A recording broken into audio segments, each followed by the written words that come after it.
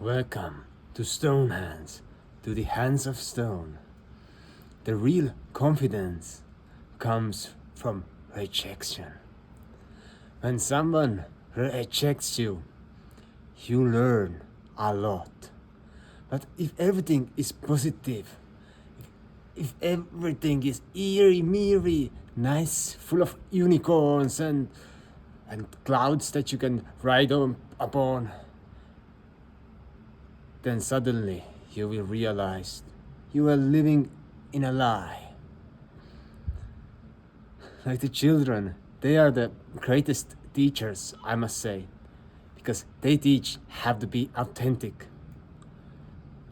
Like when you ask something from a child, do you want this? No.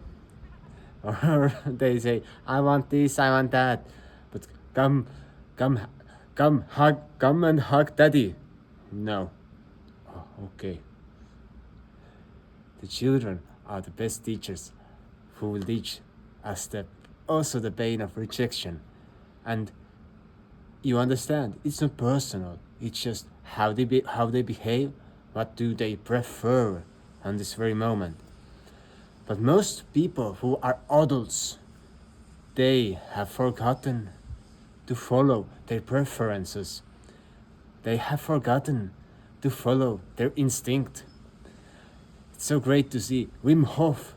He was recently on the podcast, The Diary of a CEO, and they were going into an ice bath, and then the Stephen Bartlett asks, like, why we are doing those moves, like, who?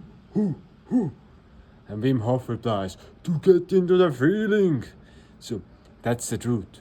We must get into the feeling, move around with our bodies, do some crazy silly stuff, and suddenly we become great, and suddenly we are in tune with our needs.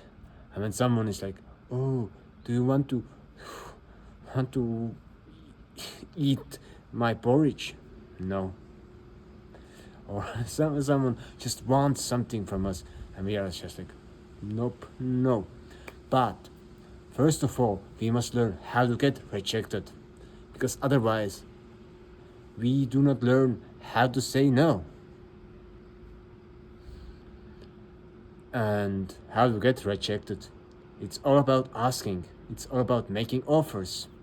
It's all about communication. When you're really afraid of something, like asking your dream girl out, go, try it. The only thing that you can get is a rejection and a skill and ability to negotiate next time a more better deal out from your offer. Because every time when someone says no, suddenly you are a master. You're able to masterfully and skillfully navigate other person saying no and you not hearing it, but hearing, oh, that person said yes. Yeah, I can offer you this and this and this also. Yeah, oh, I've already prepared everything. Like back to the porridge, like the grandfather to my children is amazing example. Throughout my childhood, he each day made a morning porridge. I hated it so much eventually. And he always asked, do you want porridge? No.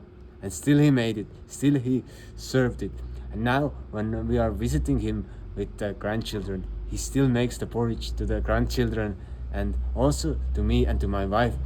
And he always serves it like, oh, he asks, do you want porridge? No. And then he starts making it. So, and he puts it on a plate and he brings it like, I made you a porridge now. And said, and I always reply, I did not want any porridge. And he said, but I made it for you. That's just, maybe you see, there's a strategy. You just don't hear the no, but you prepare. You are always prepared, and you are single-mindedly focused on your goal. And there's a game that you can play. How many rejections can you get in a row? But first of all, you need an offer that you are going to make. Okay, you can ask someone out for a date, Okay, how many rejections can I get in a row? Or maybe you have some amazing thing to sell, or you are selling rocks. You go and find natural stones, like, and you start messaging people like, "Hey, I have a rock for sale, €5." No, no. Why should I buy a rock? Because it's cool. You can put it in your garden. I have so many rocks, so you need another one. And you learn how to communicate, and you learn actually to enjoy the process of rejection.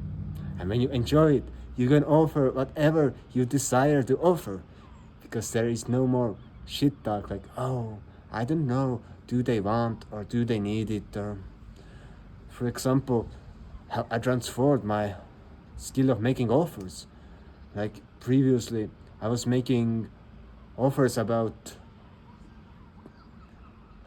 pipe and sewage insulation to companies, and they usually rejected me like, no, we don't want those products. So I called them, really? No, we don't want, leave us alone. Or they did not answer at all. And I got rejected so many times with all my offers. But now I'm just like doing really simplistic but straightforward offers. It's not anymore like, oh, hey, do you have ever wanted to buy this? What kind of products you are using? No, I'm just calling or sending a message like, hey, we have got these products, and we have got too many of them. Buy some. Okay, why we should buy? Because we give you the best price. Okay, what do you mean by that? And I mean it literally. I'm not bullshitting, and that's the core of the offer. No bullshitting. You make the best offer if you have one, or you make such a good offer that another person cannot resist, or a company. It's all about making the offer authentic. Like, this is shit great, and I'm offering it to you. If you do not want it, I will take all of your stuff and I will offer my stuff and your stuff to someone else, and I get a profit. So another person or company is like, whoa, what is that person doing to me? That's just a way of making offers. You are so confident that the other side on the discussion backs off, like, wow, I must do something, or or she will crush me. Or help me. He's going to help me. I cannot resist. Like, I'm selling my course, or actually my mentor group. Like, you can check out the waiting list. I'm preparing the English waiting list for the English speaking people, but at the moment I'm doing it my own native language, and I'm just making offers to people like, hey, come join our group. And someone is like, no, and I'm like, okay, but I got a better offer. I will market your stuff for free, so tell me what you have got to offer. And they are like, oh, what's going on, for free? Oh, I don't have anything to offer. And I'm just, so think about someone you want to market. It's not about you, it's about marketing.